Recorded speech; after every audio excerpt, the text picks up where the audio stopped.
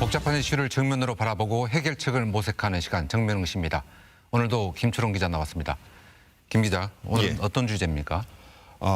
오늘은 그 5.18 사적지 문제를 주로 다뤄볼까 합니다. 네. 광천 시민아파트 최근에 이제 보존에 적극적으로 나서기로 했다는 소식이 들렸었고요. 네. 광주교도소 이거 어떻게 할 것인가 이 문제를 다뤄보고자 합니다. 네, 먼저 광천동 시민아파트부터 살펴보죠. 최근 이제 시민아파트 일부를 보존하는 내용의 업무 협약이 체결이 됐잖아요. 이거 어떤 의미가 있습니까? 그 전에는 가능성이 전혀 없어 보이던 그 광천 시민아파트 보존안에 할 수 있는 어떤 희망이 가능성이 열렸다는 점에서 의미가 있습니다. 네. 그 전에 앞서서 이 광천 시민아파트가 어떤 곳인지 간략하게 한번 설명을 드리면요. 네. 광주에서 최초로 지어진 아파트입니다. 네. 이거는 건축학적으로 의미가 있는 건데 1969년에 6.25 한국전쟁 피난민들이 그 거주할 공간을 찾다가 최초로 만들어졌던 광주에서 최초의 시민아파트다. 네. 그런 의미가 있고요. 69년에 만들어진 지 한 10여 년 만에 일어난 5.18 때 더 큰 어떤 역사적 의미가 있습니다. 네. 무슨 얘기냐면 5.18 당시에 시민군 대변인이었던 윤상원 열사가 이 시민아파트 나동에서 월세로 실제로 거주를 했었습니다. 네. 그리고 단순히 거주한 의미보다도 더 큰 의미는 여기에서 윤상원 열사가 투사회보를 제작을 했던 그런 네. 제작 기지이기도 했습니다.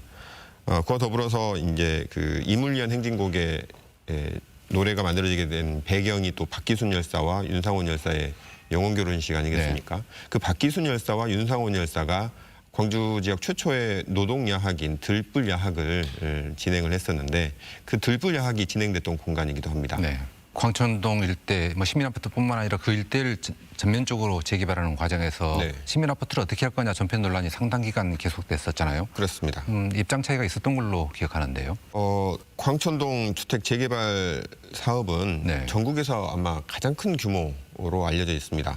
5,600세대가 들어서는 계획이 잡혀져 있는데 재개발 조합원만 약 2,000여 명이 훨씬 넘는 조합원들이 있고 그러니까 애초에 당초 계획에는 이 시민아파트는 당연히 철거하고 거기 아파트를 조성하는 게 원안이었습니다. 네. 그런데 이제 시민단체라든가 지역 사회 여론이 이거를 그냥 철거하기에는 너무 아깝고 또 나중에 후회할지도 모른다. 네. 이런 여론이 일면서 그렇다면 이걸 어떻게 할 것이냐 그런 여론이 일기도 했었죠. 네. 하지만 재개발 조합 측에서는 이건 사유재산인데 네. 그런 의미가 있는 건 인정하지만 이거를 철거하지 않고서는 아파트를 지을 수가 없다. 네. 이런 입장들이 상당 기간 동안 대립해 왔었습니다.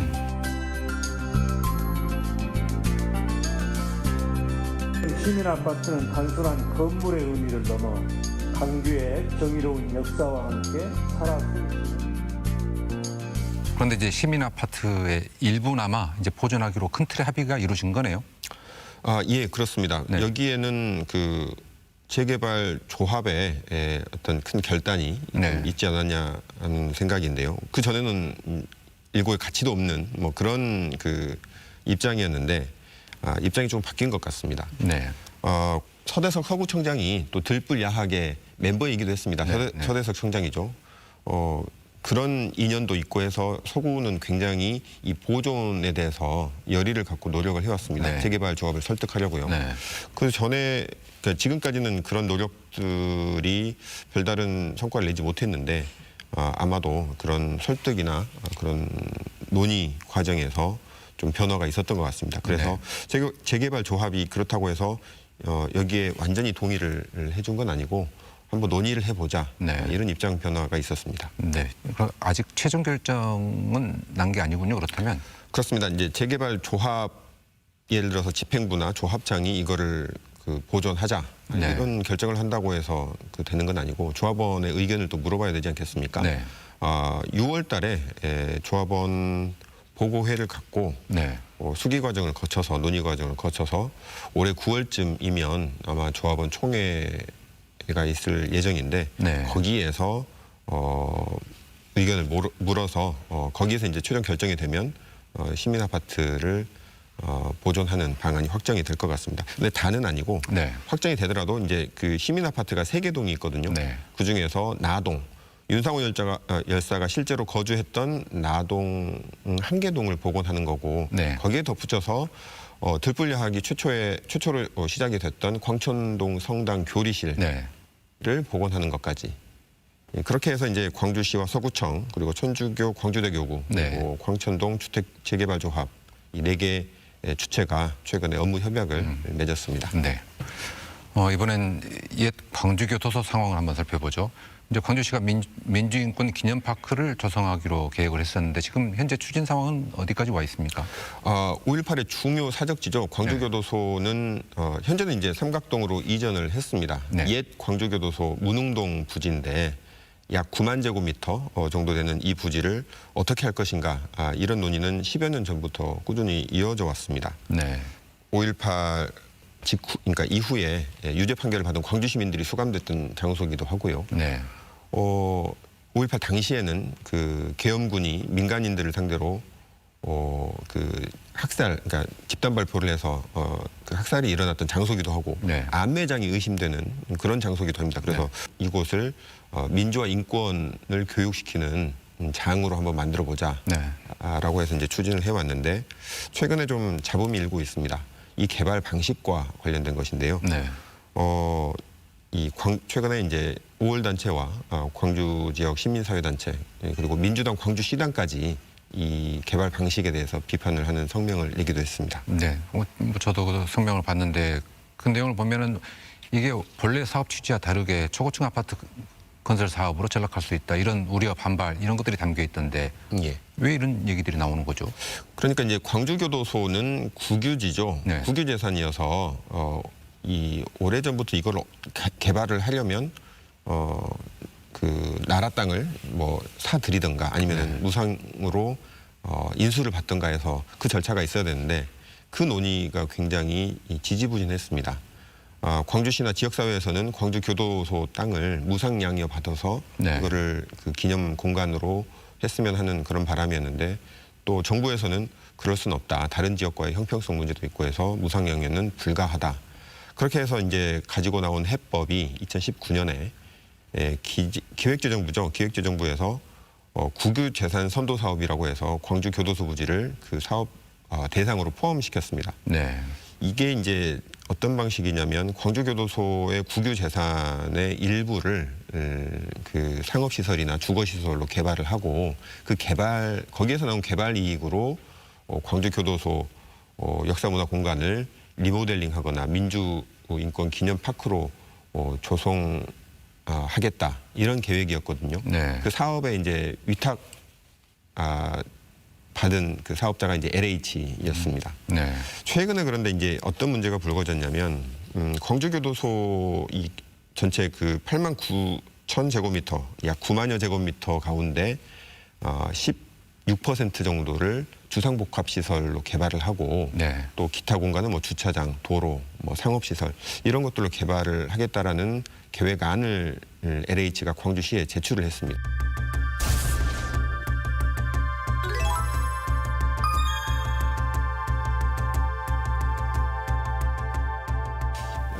그런데 이제 이 그 계획안을 보니 이 초고층 아파트 주상복합시설 계획안이 들어있었던 거죠. 30층 이상의 건물.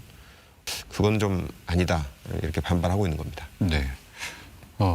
이게 뭐 보존을 위해서 개발을 허용해 준다. 모순처럼 느껴지기도 하고요. 40층 이상 아파트 이거 뭐 주상업 복합이라 하더라도 허가해 주지 않겠다라는 게 광주시장의 입장이지 않았습니까? 광주시는 왜 이런 방식으로 추진하는 걸 용인할 수밖에 없는 건가요? 실제로 보존되는 그 비율이 지나치게 4분의 1도 안 되지 않습니까? 24%면. 네.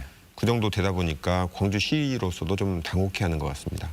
그래서 실은 이제 광주시가 여기에서 어떤 역할을 하게 되냐면 이게 이제 역사문화공원으로 1년 전에 지정이 돼 있거든요. 이 개발을 위해서는 이거를 공원을 해제를 해야 되고 네. 자연녹지로 돼 있는 형지를 변경을 해야 됩니다. 상업용지나 주거 지역으로요. 네. 그 권한은 이제 광주시가 갖고 있기 때문에 근데 이제 그 LH가 이런 사전 협상을 위해서 이제 광주시에 이런 계획을 제출했는데 광주시로서도 이것은 좀 지역사회 여론이나 어떤 그 5.18 사적지로서 광주 교도소가 갖고 있는 역사적 의미로 봤을 때도 좀 곤란하다 이런 입장을 냈습니다. 네.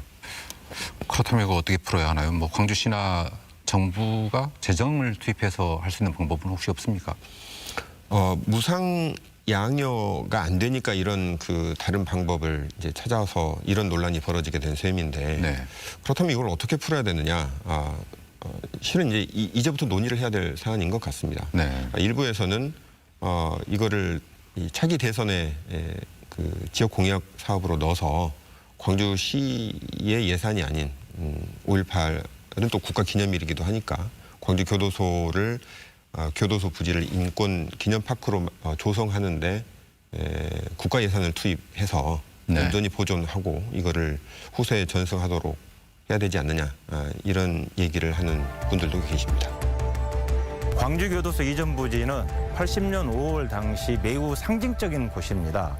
그리고 5월 이후에 민주주의 투사들이 많이 투옥됐던 곳이고 거기에서 민주주의를 외쳤던 곳입니다. 그런 곳을 초고층 아파트로 난개발을 해서 그 성지를 사적지를 훼손한다는 것은 상당히 접근 방식에서 크다큰 문제가 있다고 봅니다.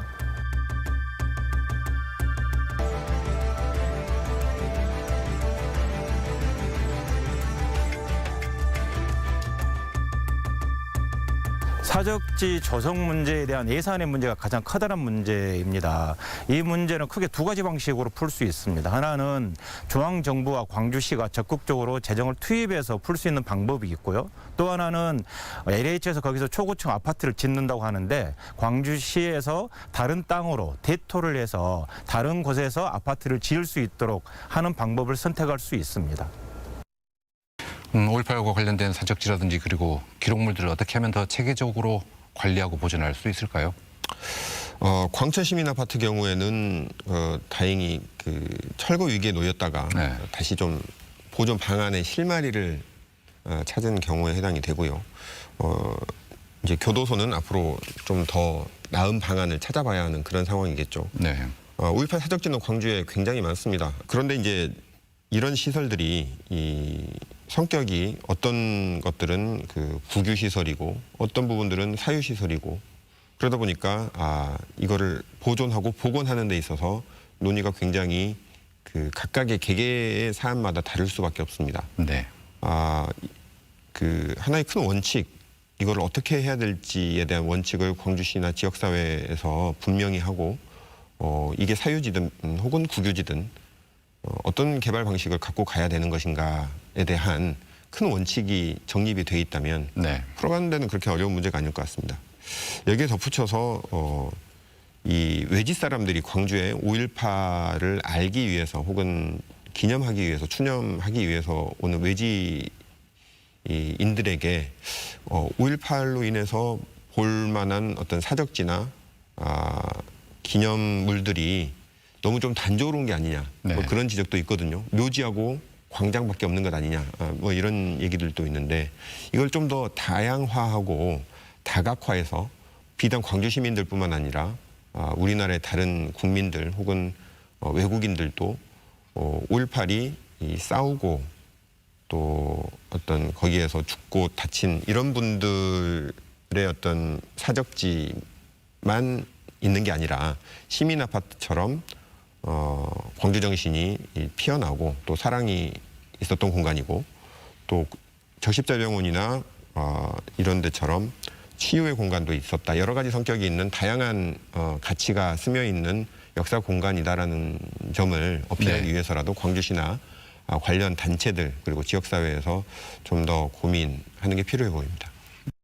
그것을 우리가 현장을 보존하고 또 5.18 민주화 운동의 산실과도 가깝던 들불 야학의 흔적을 우리가 보존하는 것은 광주 정신을 우리가 보존하고 계승하고 지속시키는 하나의 징검다리가 되지 않을까 생각합니다. 5.18의 역사를 제대로 기억하기 위해서라도 기록과 공간들이 제대로 보존됐으면 합니다. 오늘 김철웅 기자 수고했습니다. 영군세 시사본색 오늘은 여기까지입니다. 시청해주신 여러분 감사합니다.